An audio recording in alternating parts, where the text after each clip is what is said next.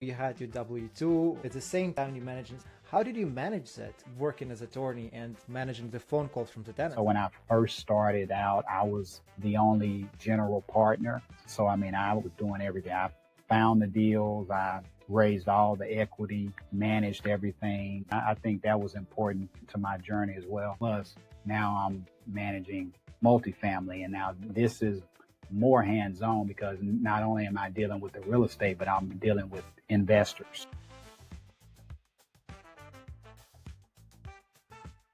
Hello everyone, and welcome back to The Path of Progress. I'm your host Alex Kononov, and today I'm joined by someone who's built an incredible portfolio, both in real estate and in life.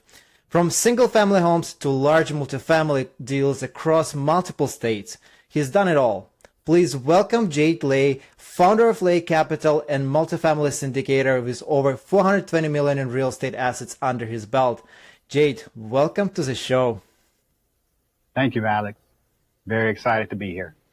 It's a pleasure having you here. Jade, you had a long career as both as real estate investors and patent attorney. Which came first, and what pulled you into the world of real estate? Well, what came first was patent attorney. So this was around 2005 or so when I started practicing. And so at that time, real estate wasn't even on my radar. But through a series of events, I was forced into becoming a landlord, and the rest is history. 2005 was a rough time, huh? Yeah. Well, it didn't get rough in real estate, at least in the Houston area, until around late 2008, early 2009. Right. So when I got started, it was right after the housing crash. And so at that time, I didn't know, but that was probably the best time, at least thus far in my lifetime, to get into real estate. But, at that time, it was just a lot of fear in the market, but fear produces opportunities. And so it was a great time to get in. So what was the moment for you that you realized that real estate is for you? I know you started by chance, but how did you transition to being focused on real estate? So, well, I guess I can just kind of start at the beginning. So when this was back in 2008, late 8, early 09, we were living in Houston at the time, and we wanted to move and have a house built. And so we put a contract on a new home that was being constructed, and we put our current home on the market.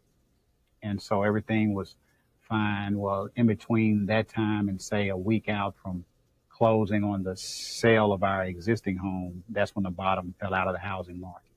Our buyer backed out. Of course, the house was probably worth half of what it was, worth when it went under contract. So, of course, I would have backed out of the contract as well. And so then I was faced with a bit of a quandary because at that time I at least didn't want to cover two mortgages at the same time. And so a young attorney working a lot of hours, and so I just didn't feel like I had the time to be a landlord, but I didn't have a choice. And so my agent basically had to talk me into it and say, well, sir, you really don't have an option unless you just want to carry two notes at the same time. Otherwise, you just have to rent the house out. And so I didn't want anything to do with tenants, taxes, or toilets. And so I said, man, I really don't want to do this, but I didn't have a choice. And so that's where my, journey into real estate started.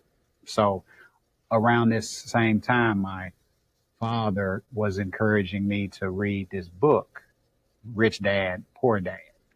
Okay, well, at the time, I didn't really know the title of the book. I just knew, my dad was trying to push me to read this book, this purple book. And he said, well, son, if I would have had this book when I was your age, it would have made a lot of difference in my life financially. But hey, I'm busy as a lawyer. Hey, all I'm doing is reading and writing all day. I really don't want to come home and do any more of that. But he kept at it. And so finally I gave in and said, Dad, yes, I will read the book. And so I read the book, and that's when, it was mind opening. My world opened to a whole nother vantage point financially. I say a lot in these interviews. You know, if I ever write a book, it'll be titled, at least I think, The Two Books My Father Gave Me. That'll be the title. So my first book he gave me was the Bible, and he taught me that as a child and to this day. Second book he gave me was Rich Dad, Poor Dad, and those two books I built my life on those books.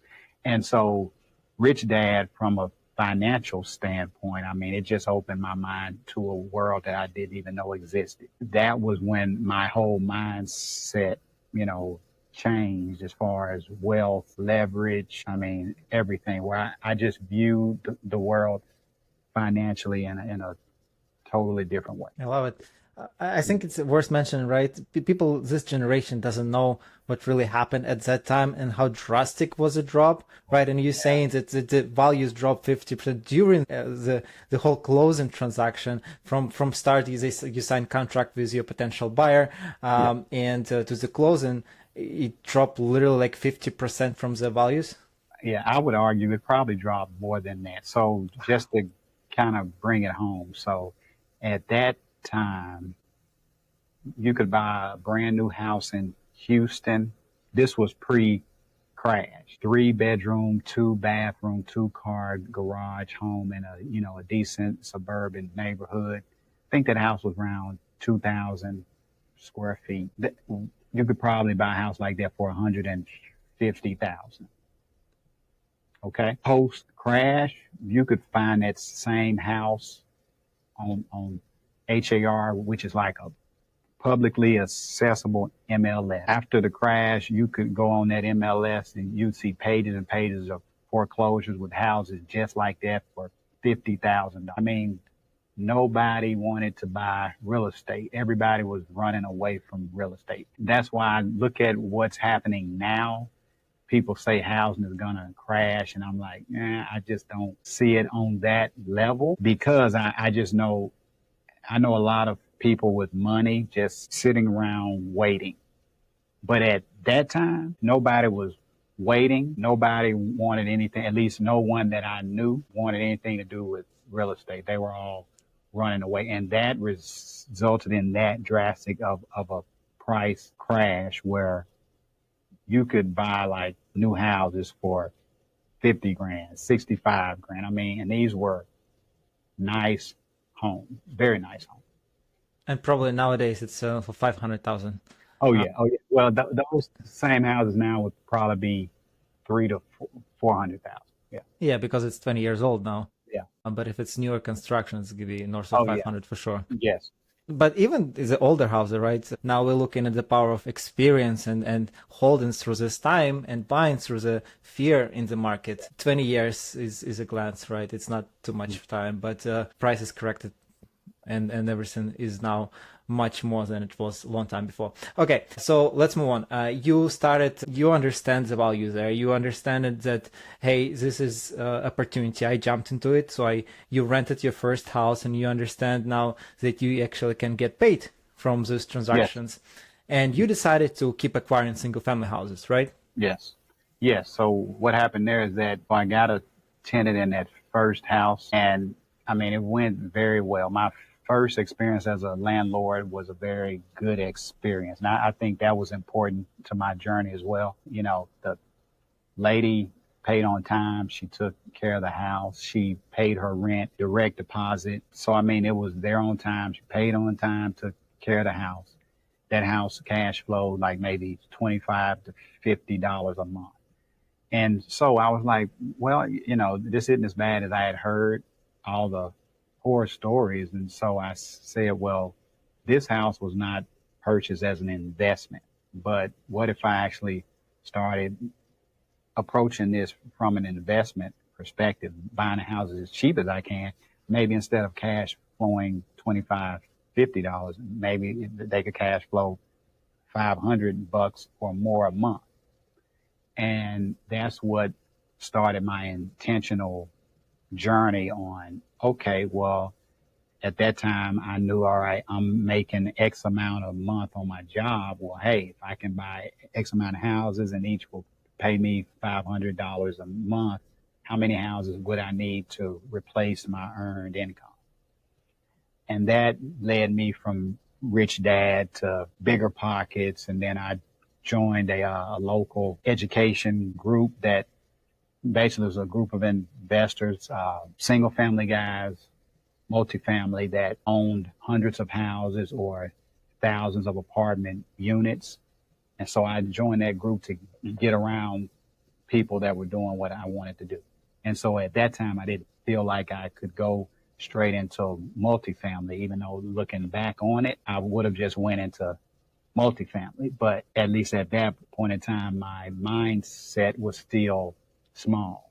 So part of your journey, or at least mine, is expanding your mindset, where a big part of being any kind of entrepreneur or doing anything in life, it's about mindset. And so it just took me a while to grow in my mind, and and so as my mind expanded and grew, then I was able to do more and more. So I started out with houses, and basically I got educated on everything to do from finding houses, underwriting them, managing the houses. And so I bought my first house as an investment in 2010. So you start scaling your single family portfolio, right? So you Yeah. focused on that niche for now. And were you self-managing at the time, or did you hire management on site?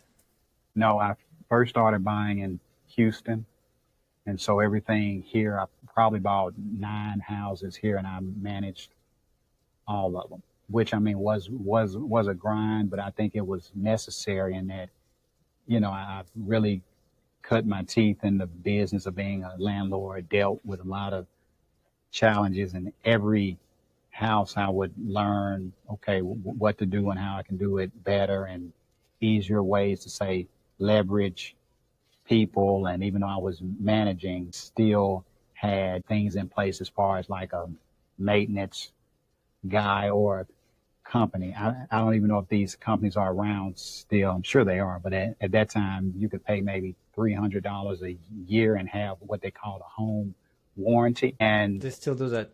okay, and so I would use the home warranty as like my maintenance guy. So every time something would break in the house, I would just have the tenant call the home warranty company, schedule the guy, and then the guy would call me and say, hey, this is what's going on. And so it was like I had my own in-house maintenance team through the warranty company. So it was things like that I would learn where I didn't have to hire a management company, that, I could leverage other things like that. I like it how you went creative. Actually, it's funny. I recently discovered I never buy this warranty on the appliances, and I recently started buying it because I went through the cycle 3 years, 4 years of owning real estate, and since started breaking, but it had 5-year warranty on it, and I'm like, okay, let's repair. And they couldn't repair it, and they reimbursed it, and I bought just new. And again, I added warranty, and it just cost me $200 difference, but now I have a brand new for another 5 years with a warranty. And when you think it's a cheaper mentality, we're like, oh, I don't need it. It can last. It's fine. Yeah. I'll get something used. But it's also you buying the safety, and you buying a new item, put it for your tenants, and now it's warranty. And the same thing applies for home warranty. We actually learned this trick not long time ago, because we sell in one of the single family house, and we offer warranty for the newer buyer. So it costs $1,500. It's cheaper houses up to 300,000. $1,500 for 2-year warranty for the house for anything that breaks. It's a great for the new buyer because they have some safety net, and good for us because we have a little perks to offer, and it's a win-win, right? Yeah. So it's a really good decision. How you leverage that to do that, it's really good. And I like, I think every new landlord should go through this process, through grant and trying this process to understand and what kind of issues with the tenants they are, and if they even cut for that, right? For me, I manage my properties for the first 2 years, and I understand that I don't want to do that. Right. It's also a learned lesson, but what I learned, how to manage subcontractors, how to manage repairs, how to talk to the tenants, and I good with the strategy, but I need to put wall between myself and the tenants. Exactly. So yes. there is no Agreed. personal connection, because I always feel personal, and I always want to, and people start taking advantage of it, and I'm like, okay, Right. I need to remove myself from operation, and then when I actually got a little freedom to explore new avenues. I love it. So I know you built a quite substantial portfolio through single families. So long story short, how many single families did you had before you started looking into multifamily? I think we got up to about 65. Yeah, And most everything of is them by are. yourself, or did you have partners on those deals? No, everything is by myself. It's Yeah, no, substantial. no investors.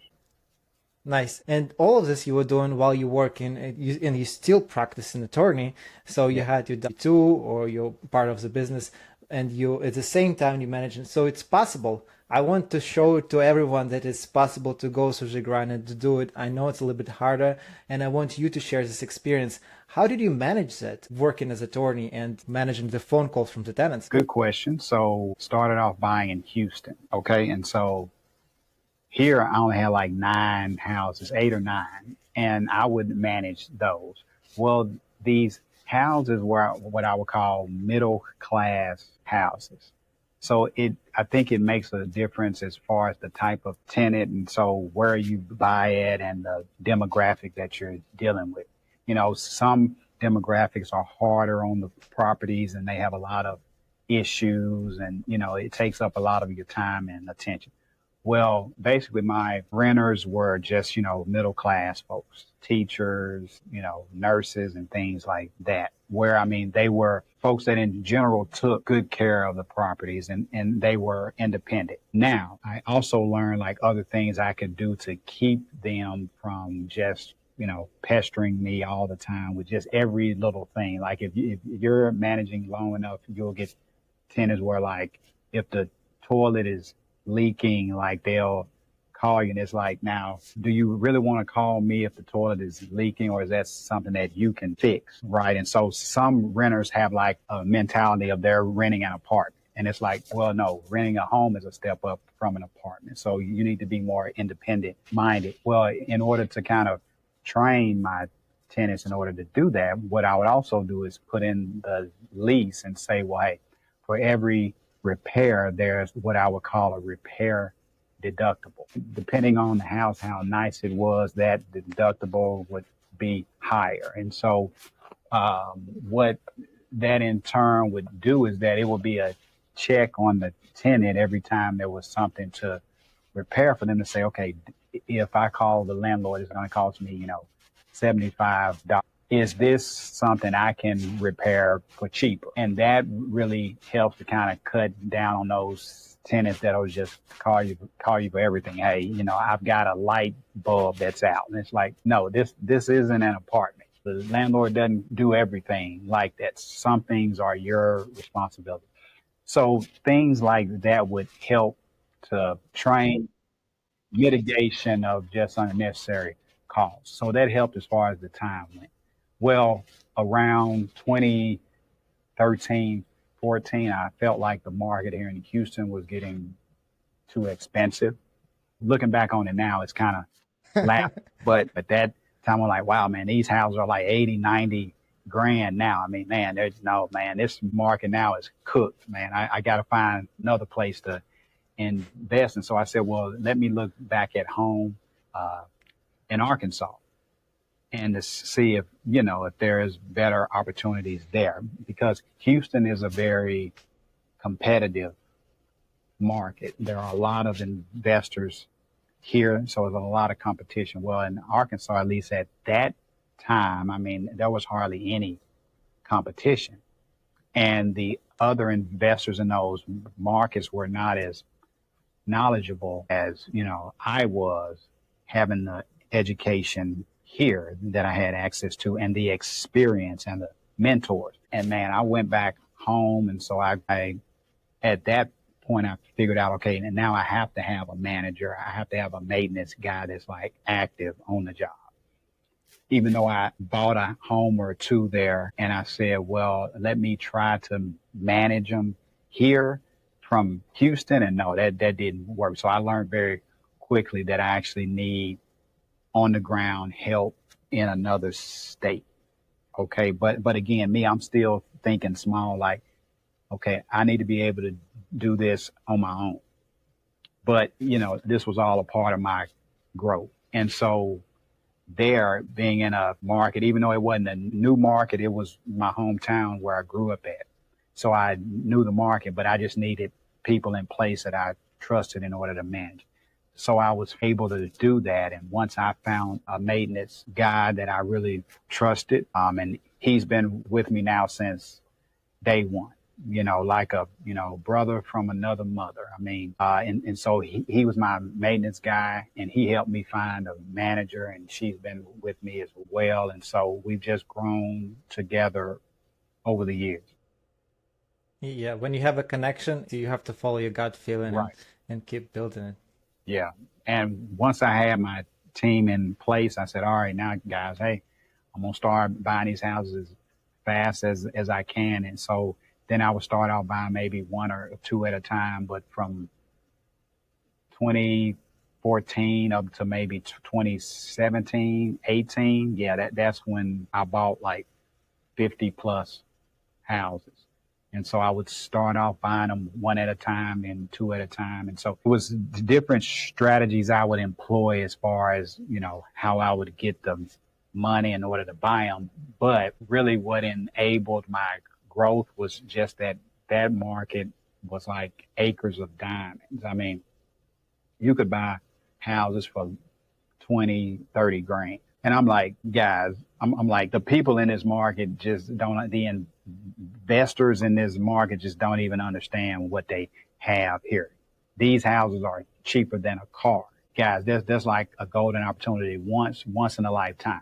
And I mean, you could just buy the foreclosures there. I mean, they were just everywhere. And so I just would go and buy them, and I learned better ways in order to find the money in order to buy them. But the thing was, the houses were so cheap, I could buy them, fix them up, and then refinance them. And I would get all of my money back from buying them and rehabbing them. So I would just do that over and over again. And ultimately, I got a line of credit that was up to maybe $250,000 or so. It took me maybe 3 or 4 years in order to get a line that was that large, but I would just buy the houses on that line of credit, fix them up, rehab them. I had banks in Arkansas that would refinance me as soon as I rehabbed them. And so I would buy a house, say for 30 grand, put maybe 15 to 20 grand into it. So I'm like 50 grand all in. The house was probably worth 80 or 90 grand. I would just go to the bank, say, just give me a loan on the 50 grand that I have in the house. So I would just charge up the line of credit and pay it off, buy more houses, and just do it over and over again. And I was able to do that until about 2017 or 18, where more and more investors started coming into the market. And over time, the houses just got more and more expensive to where it was like, okay, guys, I mean, the value is just not there. You had your window of opportunity and you use it. So how much was the rental rate at the time? So you bought it for 20, Yeah. put another 15, and it appraised at 80. So what was your Average at cash that flow? time, you could probably rent those houses for $800 to $900. And so Wow. they would cash flow anywhere. I would say my average house would cash flow about $450. And keep in mind, these were houses that I had no money in. So Yep. as far as I'm concerned, all of that is just infinite. As far as a return goes, I mean, it was an infinite return because all of my money was out of the deal. And yeah, man, I mean, it was, I look at that as being a once in a lifetime opportunity. And so that's why I tell investors, part of what I did was it's just that I identified the opportunities. I think God, he gave me the, foresight to be able to identify the opportunity and just take advantage of it, even though, of course, the fear was there. Because, I mean, you're thinking, okay, well, why do I feel like I'm the only guy out here just buying real estate? Well, what I've learned is that, hey, man, that's when you can really make a lot of money is when everybody else is scared to buy, when you're doing stuff that everybody else is not, right? And everybody else is looking at you like, are you sure that you need to be buying all these houses, man? Real estate now is just horrible. So, but a lot of times that's where you find the best opportunities. I can so much relate to your story. I started buying in New Jersey, and in 2 years, when I got first opportunity, I got my proof of concept of refinance and BRRR, the full cycle. Mm-hmm. It took me 8 months instead of three. First house, everything went wrong. But I saw the big opportunities there, and I started buying everything I could find. So next year, I bought 5 more apartments, and the following 23 more apartments. And I knew I had to be there. And right before rate hikes, I refinanced entire thing. So it was just a perfect time. And from the end of 2018 till the end of 2021, I'm just was Nice. hustling, and then Yeah. I can relax and breathe out. But there was an opportunity to find the right properties. When I started, I was buying at 30 to 40,000 per door, and Wow. in a year and a half, 2 years, it was, I don't know. Right now, it's 150,000 per door. Yeah. So I mean, hey man, when you find an opportunity like that, I say be quiet about it. You don't have to tell the world. Be quiet about it, man, and just do it. And because yeah, I mean, if you're buying stuff at 30 grand a door and now it's 150 a door, yeah, that if once that cat gets out the bag, uh, It's everybody already out a few trying to years back. yeah, yeah. So what make you to scale from move on from single family to multifamily? Because it's a really different concept, right? You Yeah. got your scale, you got your volume in single family. $60 is pretty substantial, but every tenant has your little home ownership kind of pride, and you trying to embed it with your rules and leases, and they pay for all the utilities. So you have minimal expenses besides the management and upkeep maintenance on the larger items. So what made you move to multifamily? Well, it was the fact that I just felt like single family had gotten too expensive. And so I'm looking for, where can I get yield? Where can I find good investment opportunities? Value. Where is the value at now? And so once I learned how you can force the value in commercial real estate, unlike in residential, then I saw, oh, well, even in, say, a, more expensive real estate market, you can still find good commercial opportunities where you can come in and add value and then force the appreciation. So once I understood that, then I said, okay, well, then there's opportunity in commercial, even though now the prices are higher. I like it. And so what was your first syndication deal? That was a deal here in Houston. It was in North Houston, 50 unit property. I think that deal was maybe 3.5 million or so. So me and a group of 30 investors, we went in and bought that one. And so we probably held it 2 or 3 years, but this was back in 2018. And so in, I don't know, March of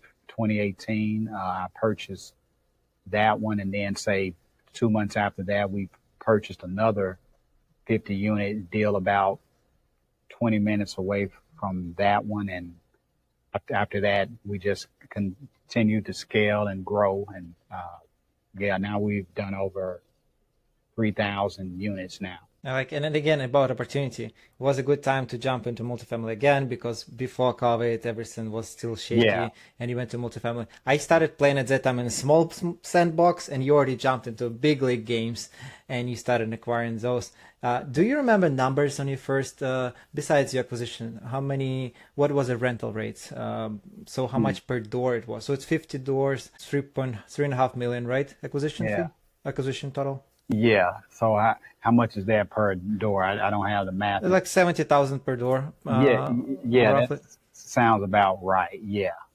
So there you could buy, say, a B minus C plus asset for 60, 70 grand a door. By the time we hit like the highs, that same deal would have probably went for maybe 120, 130 a door. Yeah, we exited those deals. One of them we exited like at the height of the market, man, probably almost tripled our money in like 3 years, which is like unheard of, but at least back in those days from actually earlier than 2018, but at least for me, like 2018 up to maybe 21, prices were just getting crazy then with the low interest rates.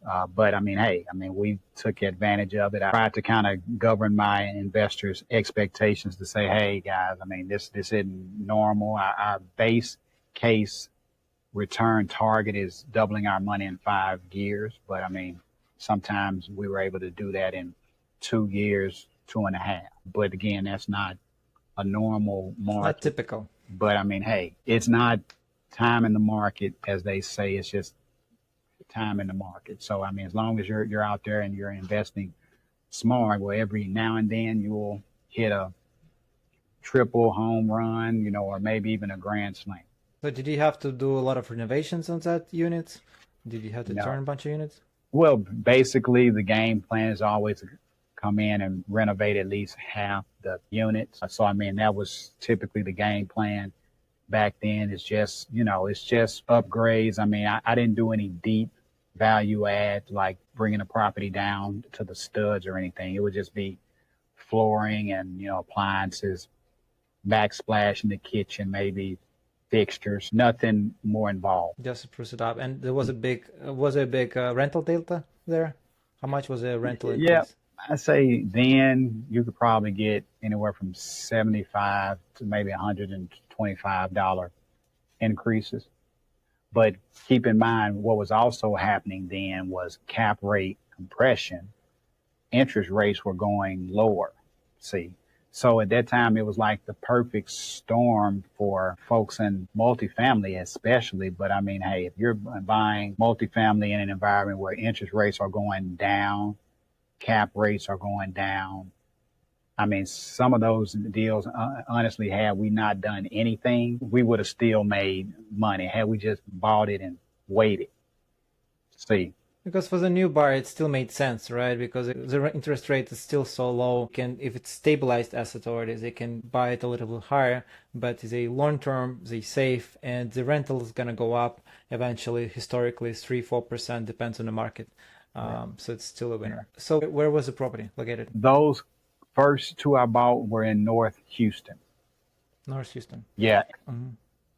I know you invest in Houston, Atlanta, Arkansas. What makes you this market? Why do you like those markets? Well, Houston, of course, I mean, it was my backyard. So I would encourage anyone when you're starting out, the best place to invest is going to be in your backyard. Because that way you can be hands-on, cut your teeth and learn everything. I mean, so when I first started out, I was the only general partner.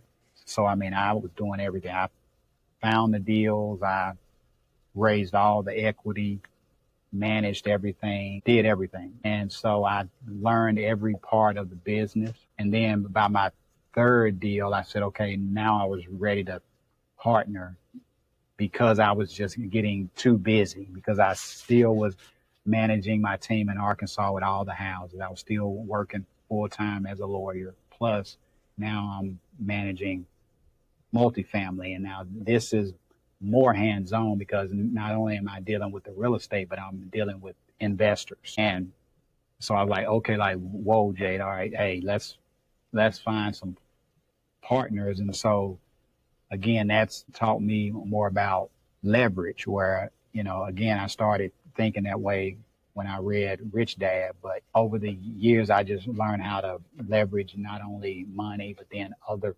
people and their time. And so me partnering with folks in multifamily was just a continuation of that. So the third deal was in Arkansas. Actually, it was back in my hometown where all of my houses were at.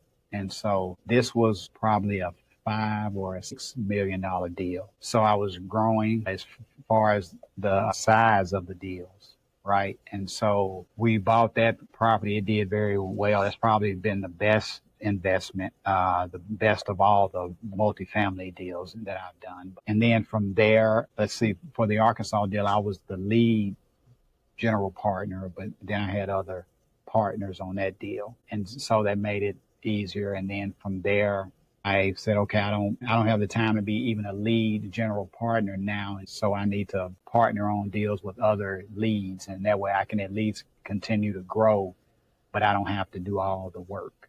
Right. And so that's when I started partnering with more experienced general partners. And also that was an opportunity for me to learn how more experienced multifamily operators, how they operate. And so that How you was, can improve your operations and move forward to another one. But it's interesting. Usually I hear different stories. Like people start with a group. They worry to go into assets, into multifamily syndication by themselves. And usually general partners have someone experienced and there's other people all around it. But you decided to go on a first deal by yourself as a general yeah. partner.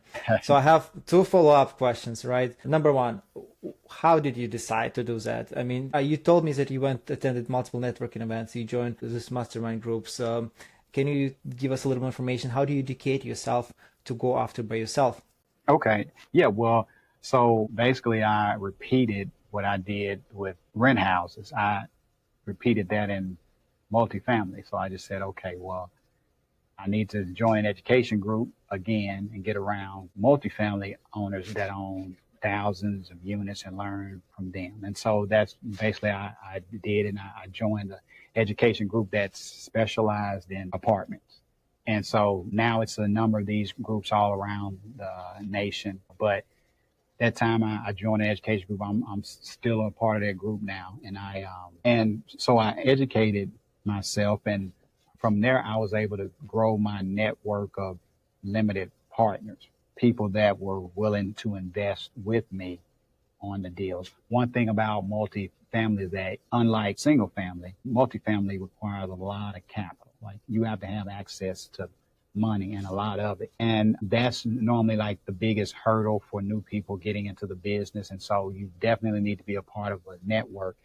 That was when I had to break out of the single family mindset that I had of I'm doing this all by myself. And so it took me a little bit longer to get into apartments because in the beginning I was thinking I can do it alone. But for a number of reasons, I wasn't getting any traction. And so I said, okay, well, I need to join a group of people to help me. And so that's what I did. And those more experienced people were able to help me achieve or get over the learning curve a lot faster than I ever could have on my own. And so it took me about a year and a half of being in that group. But over that period of time, I was able to grow my investor database. I was able to get the education, get around more experienced people that were like, Jay, hey, it's your first deal. We're here to help you if you need us. So all of those people combined, where I had people saying, hey, Jay, if I like the deal, I may invest with you. And also, hey, Jay, if you need help raising money, I can help you as well. And that gave me the confidence to say, okay, well, I think I can do this deal on my own. And if I don't and I run into trouble, I know I have people I can call on to help me. And so that just enabled me to, that and just my faith in God and knowing that God has helped me do everything since, I can remember from school, undergraduate, law school, all that. As a Christian, my faith is in Jesus Christ. And so I've always walked in a way where I've depended on him and he's always made a way. And I understand, hey, everybody's not religious if that's what you want to call it. But for me, hey, it works. And I tell people that, hey, I'm sticking to it. And so all of that is what gave me, and it continues to give me, the courage to, continue to do these deals because it's not getting any easier now to put these deals together. Like how you, from your early stages of real estate investor, you had those two books that your dad gave you, a Bible and your Rich Poor Dad. You went after single family homes and you acquired and you got excited about it. You still had to had your face up, right? Your faith there that it's gonna work out. You're gonna make it happen and it's gonna be fine. And you had your core knowledge from Rich Dad Poor Dad. Like, hey, listen, let's do it. Rental income. This is the future. This is what I need to do for my family, for myself. Now you're doing the same to apply to multifamily, but you change your core educational system to mentorship from people who knows it, from networking, but you kept your faith and your book and you're still up there, but you still need to keep it up because now you have your educational basis changed, but the faith is the same. And you keep doing it and you keep making it happen. I like it. So what are you focusing, targeting nowadays in multifamily? Are you still looking for value add or are you mostly trying to focus on stabilized deals nowadays?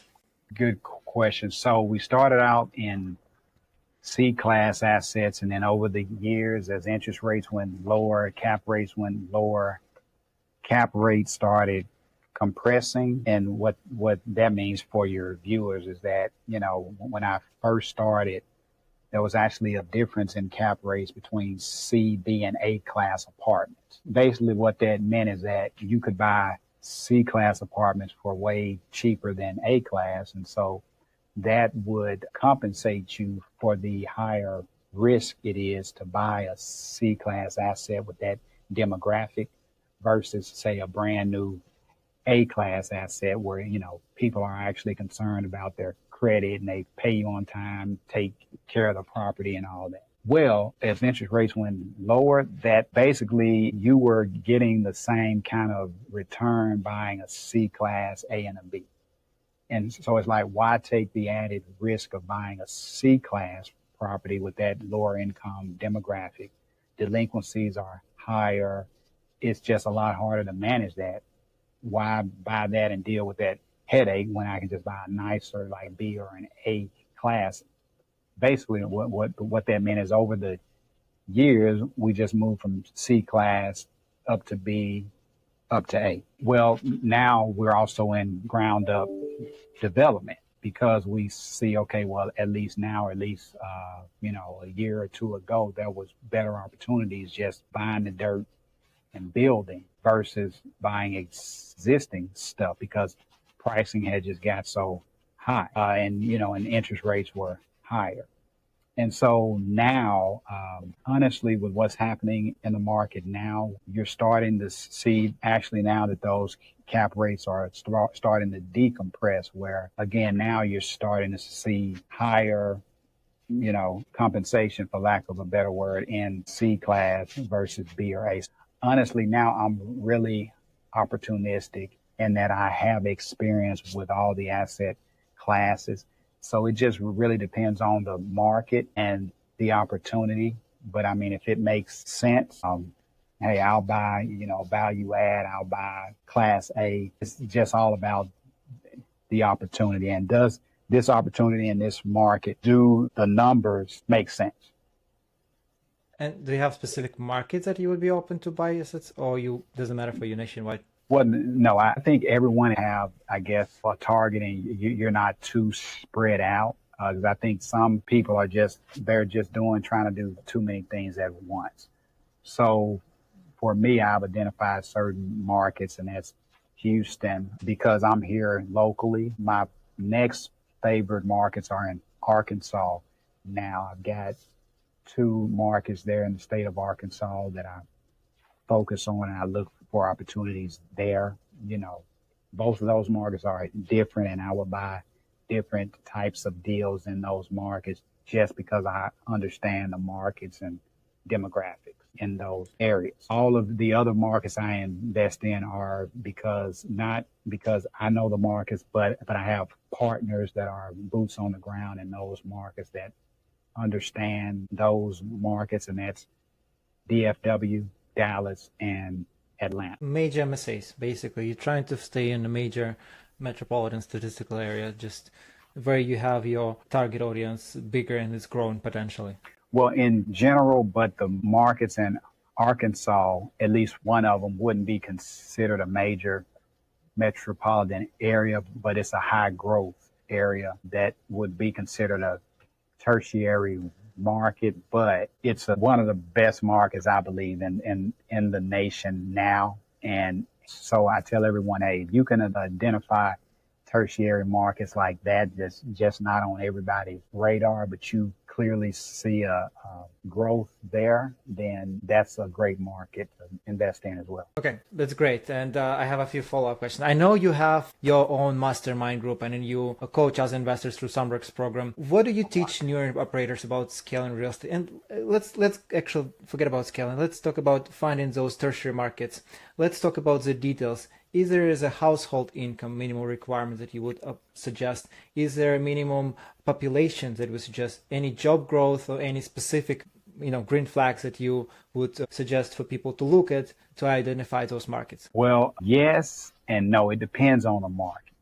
So the Sunrock Mastermind that I'm a part of, I joined Brad's group, like 2016, I want to say. In my humble opinion, even though I'm a bit biased, I think Brad's group is the best in the nation. I think Brad is very passionate about his students, his members there, and what he teaches them. And I mean, Brad has helped hundreds of people become millionaires. And it's stuff anybody can do if they just put into practice what he teaches.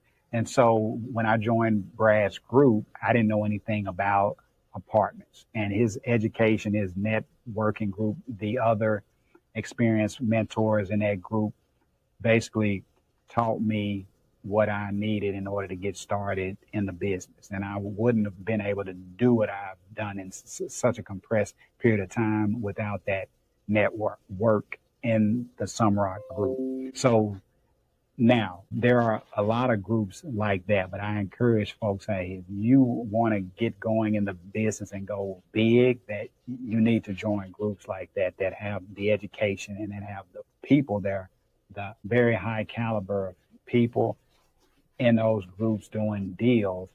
That way it gives you the best opportunity, the most opportunity, quickest in order to get into deals. Now, within that group, I mean, we have people that invest all over the nation. So there's not really a right or wrong as far as your markets go, other than we want to invest in landlord friendly markets, of course, markets that we know and we see growth, markets where there's a good disparity between the cost to own homes and the cost to rent, because if those two metrics are too close and it's about, as affordable to rent as it is to buy, typically that's not a good market to invest in, right?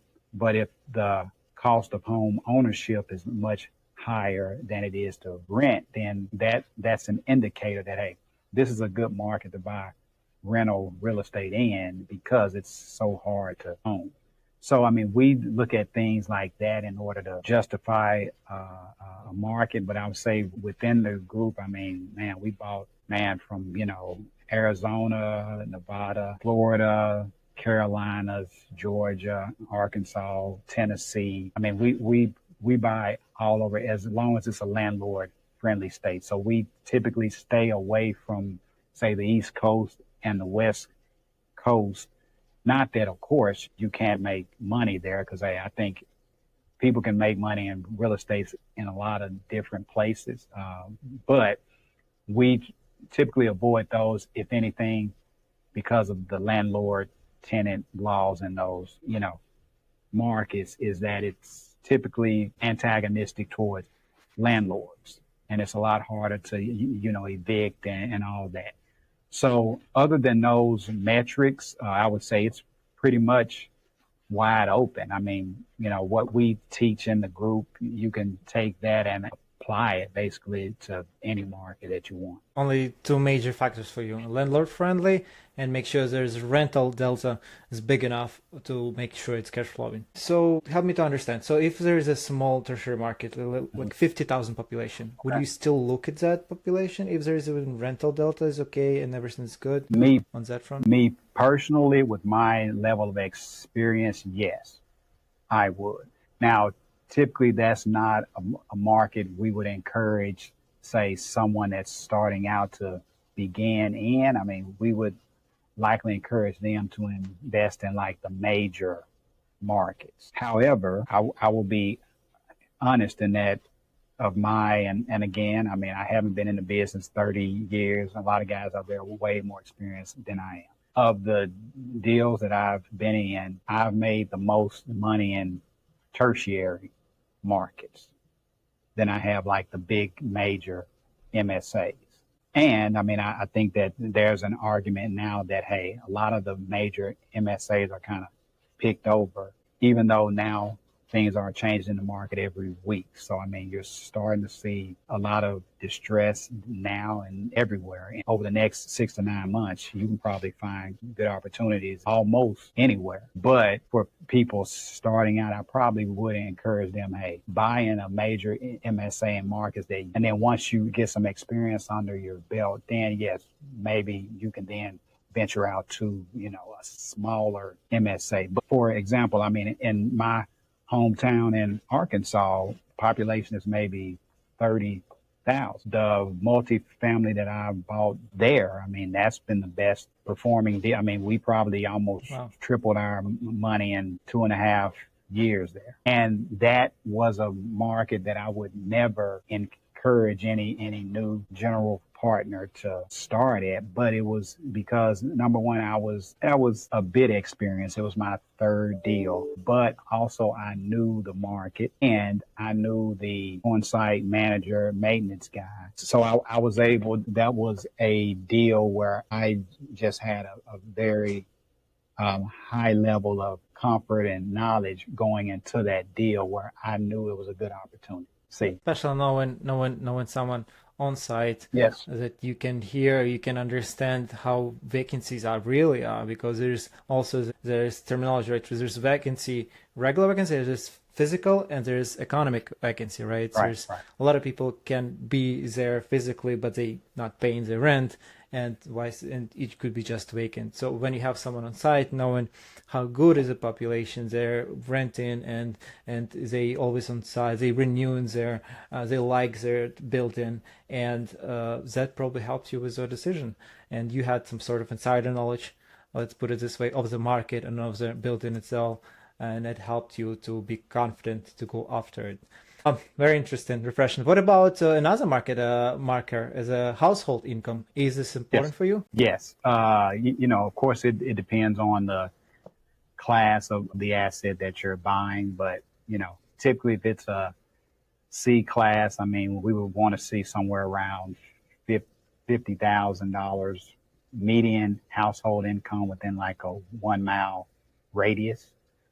We don't look at average household income because, I mean, it's a lot easier to kind of skew that metric, but we look for median income. And so depending upon the class of the asset, where your rents are, I mean, all of that, of course, just goes into just your normal underwriting to say, well, hey, if we buy this property and we increase the rents to here, is that within 3 times whatever the rent is? Of course, all those metrics you would learn just in any kind of multifamily 101. Yeah, that makes sense. Okay, so far you've had an impressive journey, starting from single family, going to multifamily, and also going big in multifamily. And you have quite a portfolio in single family as well, still to date.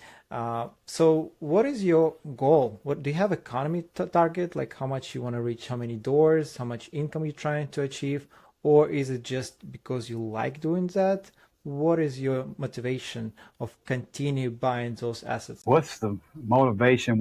It's changed over the years. I think you always need motivation. So in the beginning, it was, how do I replace my earned income? But then over the years, that was a moving target where it would go up. And so that number just kept getting bigger and bigger. And then, of course, family and expenses got bigger and bigger. And so that number got bigger and bigger. And so it changed over the years. Now, I would say my biggest motivation, of course, is that I still have young kids, and so they're in various grades now, and of course that money still has to continue to pour in. So family responsibilities, number one, and then number two, also I have a burden to give to Christian ministries globally. And so all of that really keeps me motivated to just continue to grow. Even once I kind of feel like, all right, Jay, well, that's enough. Well, then it's a question for me is just, well, not is it enough, but have I achieved everything that God wants me to? Have I done as much as God wants me to do? Have I achieved my purpose for being here? And that's where my faith comes in at. And so that helps to motivate me because I feel like, hey, there's still a lot God wants me to do, and it involves money. And so I'm going to need a lot more money in order to do all those things. To enable you to contribute to society and give back, you need to make more, you need to produce more, and share the knowledge with other people through your own, mastermind and other investor networking groups that you're part of. I love it. So we touched this topic a little bit. What do you think about the market for the 2025 and 2026? moving forward. What are your personal feeling on how it's going to be in multifamily? Multifamily. Okay, well, I'm starting to see more distress. And I mean, this has been going on now for the last couple of years, but now it's just starting to become more public. But I mean, anyone in multifamily, if you were actively buying in, say, 21 to 22, you definitely know that a lot of those deals are under distress now. And so we're starting to see pricing. Finally, it seems like we're starting to see adjustments in pricing downward. And so I think over the next 6 to 9 months, I think that's going to continue where for whatever reason, owners now have to exit deals and they're just going to have to take the best offer. And while rates are high, well, those offers are probably not going to be what they want them to be. So it really depends on the deal. A lot of deals are going into foreclosure now. I mean, other deals, I mean, you know, owners are just trying to get out of them and break even. Other deals are just wanting to save as much equity as possible. And so it's all just part of market dynamics. But I think now over the last couple of years, you've had a lot of owners have just been trying to kick the can. But now you're starting to see a lot of that stuff is finally going to have to come to the market and it's going to have to be priced accordingly. My personal experience, it's all priced accordingly, but there's still room to negotiate, right? Oh, yeah. Especially at this market. What is your take on for people who sit on the sideline for the last year waiting what's going to happen with the market, or for people who starting investing in real estate, on the people who just starting to send in their LOIs out there and starting to negotiate? What is your take on how deep can be negotiation? It doesn't matter on a underwriting perspective. What do Yeah. we see nowadays? Most of the deals we see now are still maybe 15 to 20% overpriced. There was a time in the market where, hey, if your offer is 15, well, man, if your offer is more than say 5% off the ask, it was not even worth making an offer. Because I mean, everybody was just paying up. But now, no, it's like, hey, man, if you like the deal, make an offer that you're comfortable with. And there was a time where I would not advise, as a coach in the Sumrock group, there was a time where we wouldn't encourage students to make offers where some people would consider it, you know, a low ball. Like, hey, if you're 10 to 20% off, that's a low ball offer. Don't even bother to do that. Now, no, it's the complete opposite. Like, hey, make the offer. Most deals I underwrite now, I'm coming in 15 to 20% off the ask, not just because I just want to do that. It's just, hey, where the interest rates are now, the type of returns investors are still looking to get. If you want to go out and raise money to buy the deal, you listen, it's only so much I can offer you because if I get the deal, I got to go out and raise the money, and those returns have to be attractive enough for LPs to say, okay, it's worth me putting my money back into multifamily versus just putting it into some, you know, high yield savings account. I think this was a very important information for our listeners. Everyone's number is different, right? Mm-hmm. Everyone has different expectations for the returns. Right. So it's for you 15-20%, but you experience real estate syndicator and you have investor with specific return needs and you have a good relationship report built with them. For some beginners, maybe it will be 25% of the asking because it's a different numbers that you need to achieve and you need a different cushion. But the most important is to get out there and make this action. Just try, send LOIs, have these conversations with brokers and owners of the buildings, and do something about it, right? Absolutely. This is taking this first step. This is one of the crucial pieces here. Waiting on the sidelines is not gonna. Those folks, most of them, the opportunity is just gonna pass them by. So you have to be out there actively in the market making offers and make the offers that you're comfortable with. And who knows, you may luck up and make that offer where you never thought that they would accept it, but it's a circumstance where they have to accept it. And hey, you found a deal. So you got to get out there. Talking from experience, I love it. Jade, I have quick hits lightning round for you. So whatever first comes to your mind, let us know. One book or resource that shaped your business, real estate investment mindset. Anything from the Rich Dad library. I've read all of them, I think. So anything from Kiyosaki. Rich Dad, Kiyosaki, but start if you haven't, which I would assume most of your listeners have read Rich Dad. But if you haven't, read that one first and then read everything else that he has. The most important trait a new real estate investor should develop. Most important trait. Wow, man. That's a hard one to pick just one, but I would say imagination. That's a new one. Yeah. Okay. Can you explain why imagination? Well, you have to be able to envision your future where, hey, this is what it can be. If I buy this property, this is what it can be. A lot of times we talk ourselves out of opportunities because all we think about is just the bad stuff that could happen.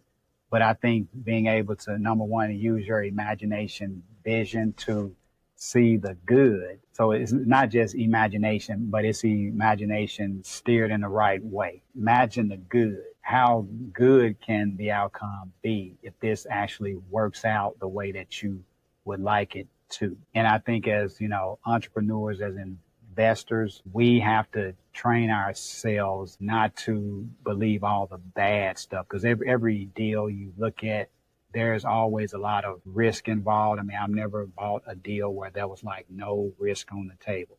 There's always bad stuff that can happen, and we have a tendency to dwell on the bad. But train yourself to dwell on the good, but you mitigate your risks, of course, but you dwell on the good. And I say imagination over time, being able to imagine that'll give you the energy to do what you have to do in order to close a deal. It takes a lot of work to do that, but believing all the good stuff that's going to happen in the end, that helps to energize you to do everything you need to do in the beginning in order to get the deal done. You dig much deeper than I was expecting, but this is a power of mindset, right? If you don't imagine the end goal, right, you won't get there. If you go into the forest and you don't know where's the exit, you're gonna be lost. You need to understand your target, your end goal, and you'll be able to achieve it. Right.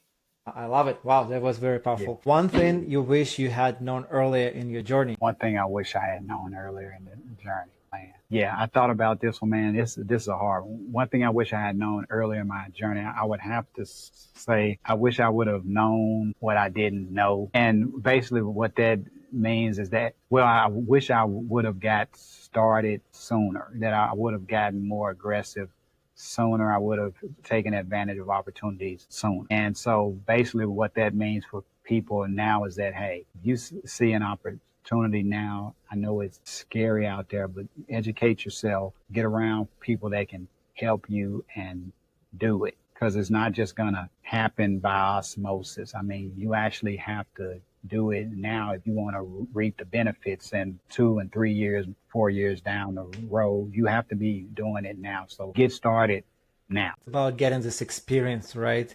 It doesn't have to be perfect, the first deal, the first real estate experience, but you have to get something to understand, give it back, and that's how you learn and progress. Even if a deal goes bad, the worst case scenario is just money involved, right? If it's your smaller deal, if it's small residential deal, right? If it's multifamily, you have more responsibilities there, but you need to learn and you need to mitigate those risks by partnering with the right people, with the right mindset who can teach you and to propel you to another level. Get in the game. I love it. Jade, I have one last question for you. For people who want to connect with you, maybe they got a deal or they would like to invest or maybe learn from you, where's the best place to find you online? They can find me at my website, www.layecapital.com, and they can schedule a call with me. Thank you, Jade. That's it from me. Again, thank you so much. This has been packed with value, from single family to multifamily, mingling W2 job and everything else. You're just a powerhouse. And I appreciate you coming and tuning in to Passive Progress. Thank you for having me. Of course. And everyone else, don't forget to like and subscribe, leave a comment below, and as always, keep moving forward.